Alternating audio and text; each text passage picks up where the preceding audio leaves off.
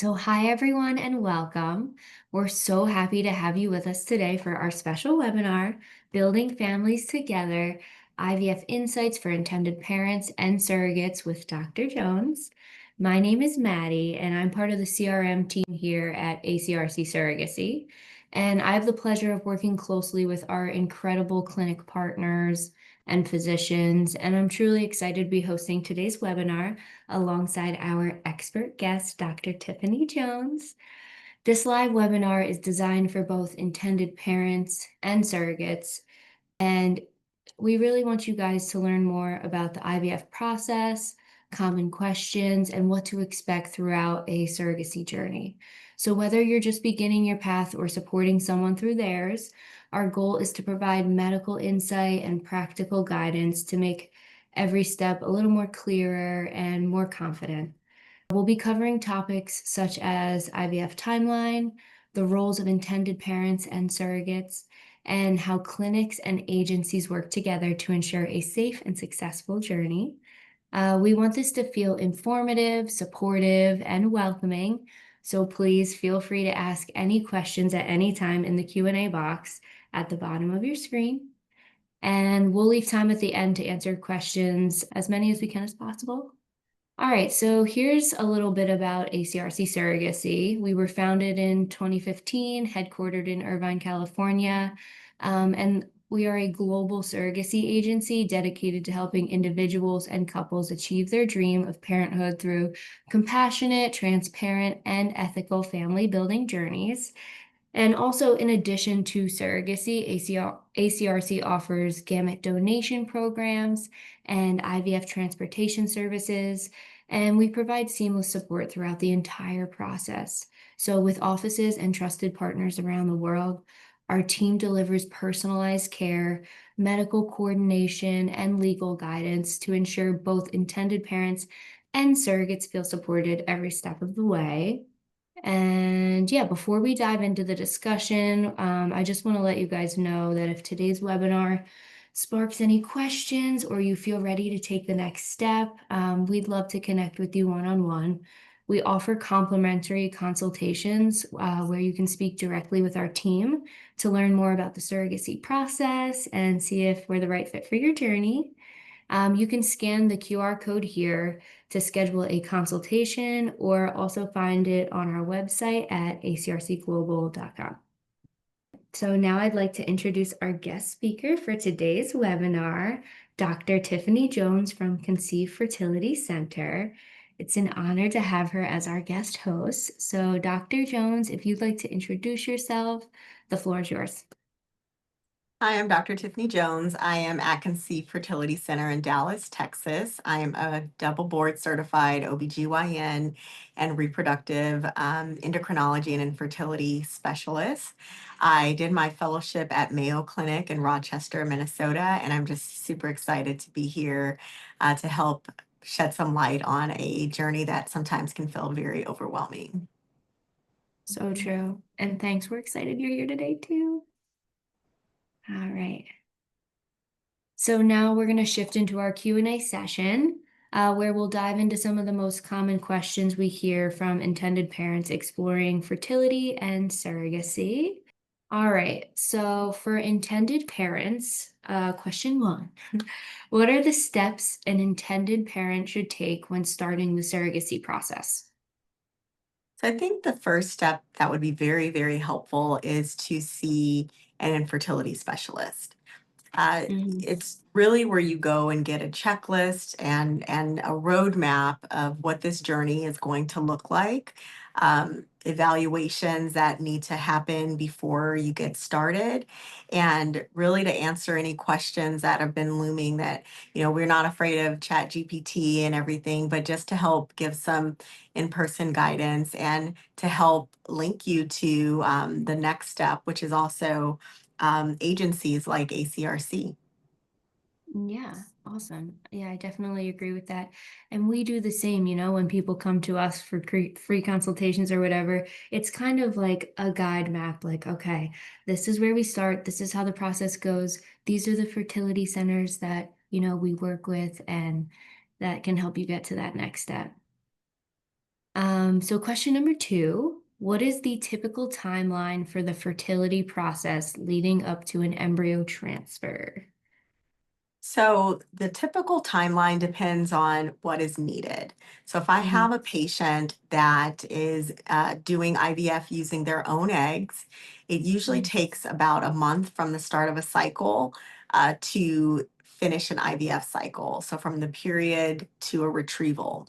But usually there's some workup in between that or before that. And so I usually tell people from the time they first initiate care to the time we're retrieving eggs and creating embryos and getting genetic testing results, because a majority of patients want to know a little bit more about their embryos before they're transferred, usually about 3 to 4 months. If someone needs donor gametes, so that would be donor egg, donor sperm, or donor embryos, then that process can take a little bit longer because it's a very intimate choice. There's a lot of decisions to be made and not to be rushed into. And then some people use eggs that are frozen, or then their donor may have to go through a cycle themselves. So I usually elongate that to about 3 to 6 months, just mhm, so people have a great timeline. And then if you need a gestational carrier, I would say probably about 6 to 9 months, depending on mhm. if a gestational carrier is available, because sometimes that could even go longer if there are waiting lists. But luckily, some agencies have lots of people who desire to help, and those agencies would help things go on a lot faster. Yeah, definitely when you think about each part, it takes a couple months here, a couple months there. Yeah, luckily with our surrogates, we do have quick match times. So we try to do 2 to 3 months, guaranteed in 6 months. So, we really try to make that process as quick as possible because the intended parents, they're always wanting to get it done Mhm. now. But there is so much that goes into it for sure. The timeline definitely varies. Yeah. Question number three. What factors influence IVF success rates? So the biggest factor is age. And I could say the second factor is age and the third factor is age. So age is by far the most important thing, because if someone is using their own eggs, the age of the patient really tells us how many of those eggs would make it to embryos. And then most importantly, embryos that would be genetically normal. Yeah. If you're using a donor, the age also really matters, because the older a donor is, and some people use known donors, again, it Mhm. translates, even if they don't have infertility issues, it translates to healthy embryos. So the Yeah. younger someone is, the more normal embryos they would have and the more eggs they would have. The older someone is, that it's not that it cannot happen, absolutely not. Our oldest patient here that should use their own eggs has been 47, which is Awesome. spectacular. Most Yeah, clinics don't that's even allow people to continue at that age, but we did, yeah. and that was successful for that person. But it is not, it's not a typical thing. So age is Yes.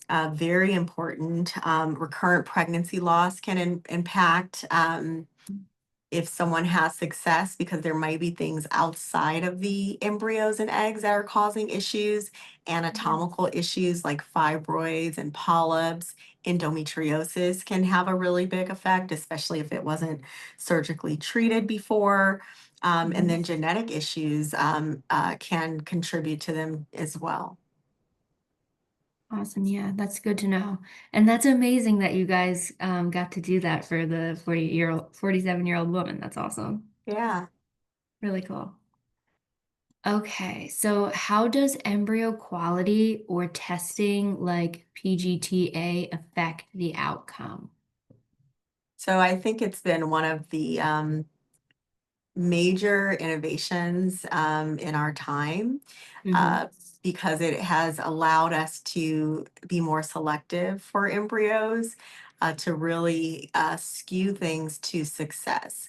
So Hmm. back before I was practicing, we didn't do testing, and we transferred many embryos. And even if you transfer a lot of embryos, they may not be normal, especially in someone who is older.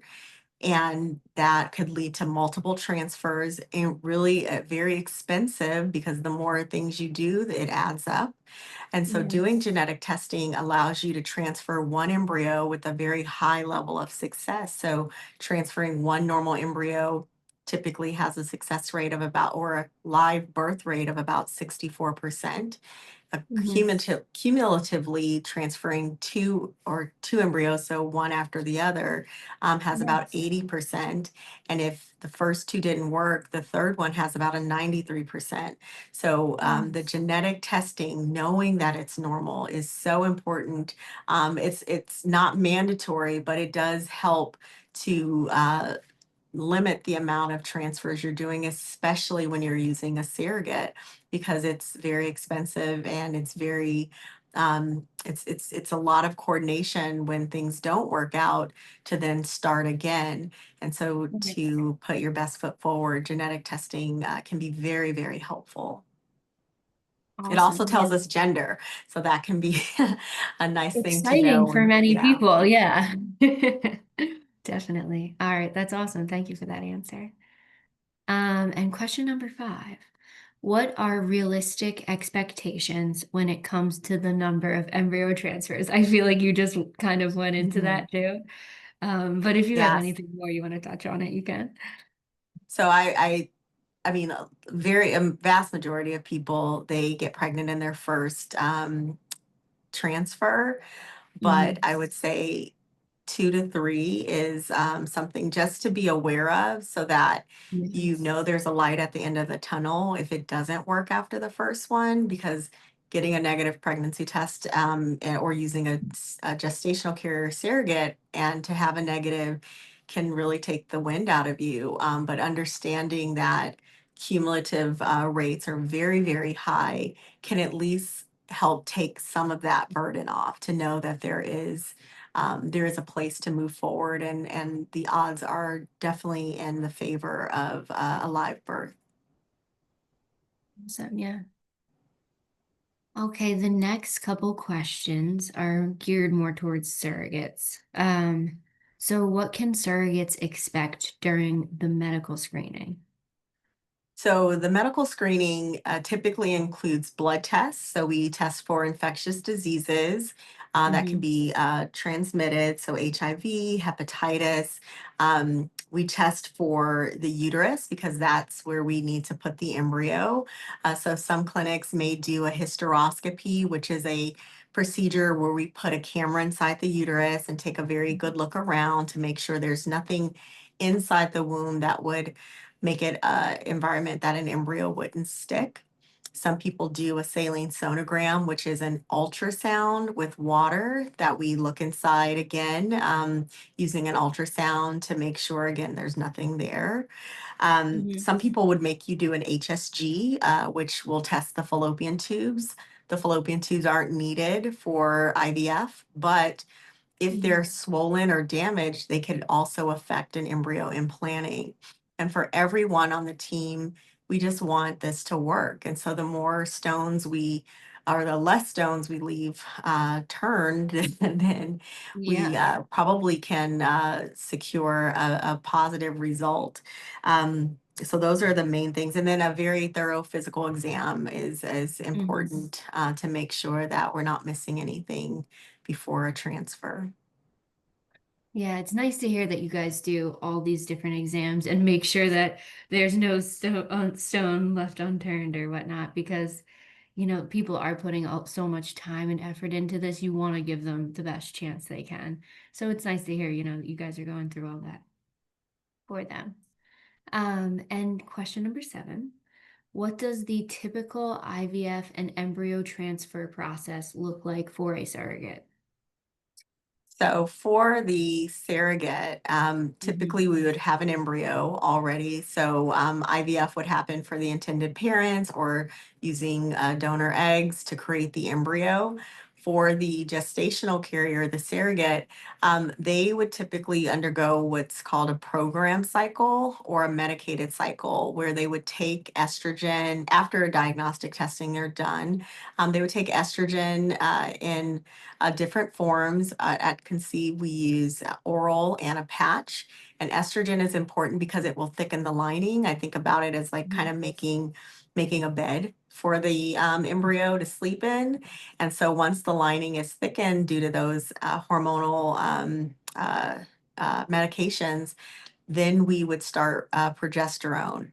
Progesterone is an injection, it's an intramuscular injection that is super important. So if estrogen is making the bed, then progesterone is turning down the bed to say, hey, we're ready. Yes. While someone is on those hormones, we do ultrasounds to make sure that the lining is thickening. So usually it's Mhm. about 2 to 3 ultrasounds that they would need. And then the transfer, and the transfer is, I think it's similar to a pap smear. It's not Mhm. painful at all, except for maybe a full bladder as we do an ultrasound to guide the embryo in. But it Yeah. takes about 5 minutes to do, and then the process is done until we're waiting for the pregnancy test. Wow. Yeah, it's a pretty incredible process. And it's amazing that, like you said, 5 minutes, like it's a bing bang boom real quick. Yeah, That's just we crazy to ever usually hear that. we usually play a song just to commemorate the moment, and it's usually just one song because it doesn't take Yeah, you doesn't can you take can that get a five long. minute Not song. not a playlist, just a song. Oh my God, I love that. I'm curious about these songs now. Do they pick I've the had a songs whole or lot of different songs. yeah, I guess depends on the mood of what you're Yeah. going for, but I like that. That's so fun. All right. Let's see. Next question. What advice do you have for surrogates to stay healthy and positive during the surrogacy journey? Yeah, so just like all the time that doctors, we always say a balanced diet. You can Yeah. exercise. I think that that may be a little bit of a myth that you have to be completely bedridden, but keeping Right. up whatever level that of physical activity that you had before is completely fine. Hmm. Usually surrogates have carried before, so then you kind of know what to expect. But um, having a really good support system. This is a pregnancy, even if it's for someone else, which is probably one of the most beautiful things someone can do for someone Yeah. else. You want to have a support system. It's still a pregnancy, it's still hormones, it's still, Hmm. a life inside of you. And there's trials and tribulations through it. And so if they have a partner, sometimes people are very, very close to the intended parents. And so that can be Hmm. another very positive relationship where someone can, just have support. Yeah, no, I definitely And agree. That's prenatals, don't forget the prenatal don't vitamins. forget your That should prenatals, start ladies. before the transfer. Good to know. But yeah, support is so important. And we have our case manager team that works one-on-one with our surrogates here, and they do a great job of keeping that support alive, even if they don't have too much support at home or whatever it Mhm. is. We like to give that to them too because we know how important that is for sure. Awesome. All right, just a few more questions. Let's see. What are the most, oh, so we kind of, you talked about one myth or misconception. What are the most common myths or misconceptions about IVF and surrogacy? So I think people get concerned about the genetics of using a Mhm. surrogate. So the embryo that's implanted is completely genetically linked to wherever the egg and the sperm came from. So if that's from Yeah. the intended parents, then there is not a genetic link to a surrogate. A traditional surrogacy is not performed, and that would be a genetic link and could lead to um, just complications in the process of giving the child to the intended parents. So that's a really, really big myth. The that gestational carriers or surrogates are just for people who are wealthy. That's not the case at all. Many people Mhm. from many walks of life, for many different reasons, can utilize and can afford gestational carriers through different ways, even insurance. I have lots of Mhm. patients who insurance covers gestational carriers. So I think it's very unfortunate that that myth is out there, because it probably Mhm. leads a lot of people not to even try to get the things that Right. they need. And it's probably the myth that makes me the most upset, because I know that families deserve to be built, and there are many ways of getting that done. Um, Mhm. Another myth is that you can't breastfeed if you use a surrogate. Mhm. So there are protocols that we can do to help the intended parent to lactate after the baby Mhm. is born. And so, that bonding, or sometimes there's relationships where milk is provided by the surrogate, but we Mhm. can do protocols to help with lactation. So those are some of the major myths out there. Yeah, that's really cool. That they, you can help with the lactation. That's so awesome. I'm not sure I knew about that one, but that's wonderful. I love that. Yeah. So next question, what are the options for intended parents who are using an egg or sperm donor? So the options could be a fresh, which means that the egg donor would go through an IVF cycle, and the eggs from that cycle would go to the intended parents. They could use frozen, which means that process is already started and those eggs are already ready, and they would get it from a donor egg bank. Those egg banks usually have a lot of variety when it comes to egg donors, because usually they have hundreds, if not thousands, of donors that have already donated. So it may be easier to find a match, but usually the Mhm. cohorts or the groupings of eggs that someone would receive from a frozen bank would be a lot smaller. So, for Mhm. example, for our egg donors, they may give you 20 to 30 eggs, and that may translate to like 5 to 10 embryos. But using a Yes. frozen bank, you may get 6 to 8 eggs, and that may give you 1 to maybe 2 embryos. So it's Mhm. just depending on what you're desiring, especially if people want larger families. I always recommend a fresh donor, because then you Yes. can be more comforted that the eggs would all come from the same donor, as opposed to starting now and then maybe 3 years later trying to go back to the bank, and you may not have the donor available anymore if you're using Right. frozen. You also have options of anonymous donors or known donors. So Mhm. sisters can donate to sisters, friends donate to friends. So I've seen that in my practice, and again, it's just a beautiful thing to see someone helping someone build their family in that way. Anonymous donors, I think, are the most commonly used, but there are Yes. again many paths to go through. Awesome. Yeah. Thank you for sharing that. Next question. How has IVF technology evolved in recent years to improve success rates for surrogacy journeys? I think again, I would have to go back to PGTA, which Yeah. we really started genetically testing like in the early '90s, and then became Mhm. much more mainstream in the 2010s. That it really revolutionized the field, because selecting an embryo that is chromosomally normal has such a high success rate over transferring multiple embryos, potentially having pregnancies that are um, twins or triplets, which would Yeah. potentially limit the amount of people that would even consider being a gestational carrier, because of the toll that would take on them Right. just to do it. Transferring one embryo is very different than asking someone to transfer 8, and that was what was happening.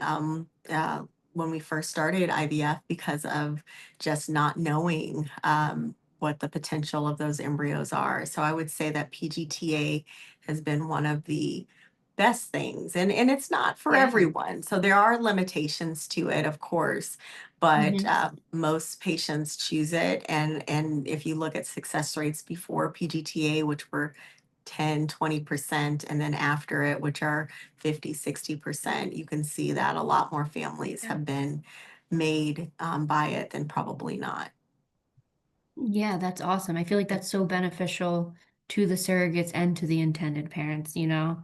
They're Yeah, seeing the success. avoiding miscarriages as well. I Yeah. think that's important to know because that's a very hard thing for IPs and for surrogates to go through.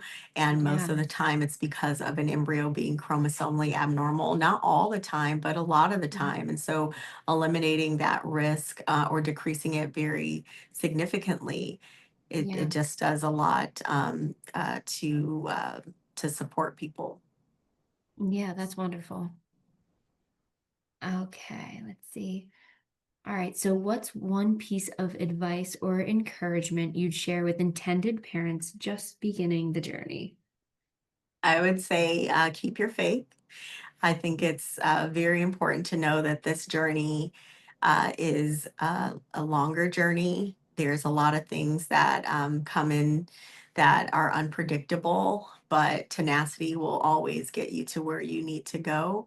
And there's probably nothing better than starting a family, and you just have to keep in it. So I've talked many patients from a ledge because it's a lot of things you have to do. And so again, partnering with an agency is very helpful because again, Yeah. there's a support system there. But not giving up is just the most important thing. And it can be financially difficult, emotionally difficult, physically difficult. But I don't Right. think we get to where we're trying to go without keeping the course. Yeah, definitely. All right. And can you share a meaningful or memorable story that illustrates the impact of surrogacy on growing families? Absolutely, absolutely. So there is a patient that I've had in the past that was able to conceive without any assistance for her first child. But Mhm. unfortunately, during the labor, she had complications that went unnoticed for too long, and she ended up needing a hysterectomy. And so Mm. that was a very devastating thing after such a beautiful moment of, having her first child. But then the consequences of that are not being able to have any more children. And of course, they wanted more and they deserved to have those desires fulfilled. And so they turned to surrogacy. And so that meant she had to do IVF, which was no small feat. And then Yeah. after IVF, after having embryos, we found a very lovely surrogate who then had to suffer a miscarriage, which was also very difficult because after having a hysterectomy, to no fault of your own, and then to have to endure a miscarriage is very difficult. But luckily, we had more embryos and the second transfer, everything went well, and she delivered, and Oh now my that God. family is complete, and they'll have a lifelong, relationship with her surrogate and her child and her two children now. And so it was a beautiful thing to see. But I know when she first came to me, it was, she was very broken because she felt that she had been robbed, and I can understand that. But luckily, we live in a time where technology means that we can persevere and we can have the things that we desire. Yeah, I mean, I can't imagine. That's got to be so tough. And then the happy ending just makes me so happy. I'm so glad you guys were able to help her. And that's such a wonderful story. I Yeah. love it. Oh, all right. I think that's all my questions. I'm gonna check and see if anyone has any questions in our Q&A. I guess I have a question. Mhm. What is your favorite part of the day? Like, what's the best part for you? Oh. I really enjoy talking to my patients, whether they're new patients coming in and being able to kind of start the conversation of their fertility journey, or patients who have been, with me for far too long with complicated stories, but just kind of giving them the pep talk they need to keep going. It's just it's a very wonderful job that I have. I'm very blessed to be able to be a part of a lot of families, a small part, but it's just a so the whole day. I know that may sound corny, but it really is the whole day. Not No, I like lunchtime it. because I don't really get a lunchtime because I'm very busy. But yeah, from the Oh, morning to before I go home, it's just filled with fantastic stories of yeah. human perseverance. Yeah, it's incredible. I mean, I'm sure it's so hard hearing the low moments, but then just seeing the ending and the success stories, it's got to make it all worth it and be so Yeah, exciting. it's definitely the sweetest stories usually come from the longest journeys. And so it's hard to have people go through those things, but I know there'll be a light. There'll be a light at the end of that tunnel. Yeah, for sure. I love that. All right, so we can keep moving on. I don't see questions in the chat right now. All right. So I just want to thank you again to everyone who joined us today, and a special thank you to Dr. Jones for being such a wonderful guest and resource. We hope today's webinar gave you helpful insights, answered some of your questions, and most importantly, remind you that you're not alone in this journey. Dr. Jones and our team, we're here to support you every step of the way. And if you'd like to connect with us directly, ask follow-up questions, or schedule a consultation, our contact information is up on the screen now. And Dr. Jones, do you have any socials or anything you'd like to share or a good way to reach you? So I'm on Instagram at TJonesIVFMD, and then our website is www.conceivefertilitycenter.com. And if anyone needs an appointment, you can book directly through those two platforms. Awesome. All right. So I guess on behalf of all of us here, thank you again so much. And we wish you all the very best on your path to parenthood. And thanks again, Dr. Jones. It was wonderful chatting with you. I appreciate all the info. And take care, everyone, and bye for now. Thank you. Thanks.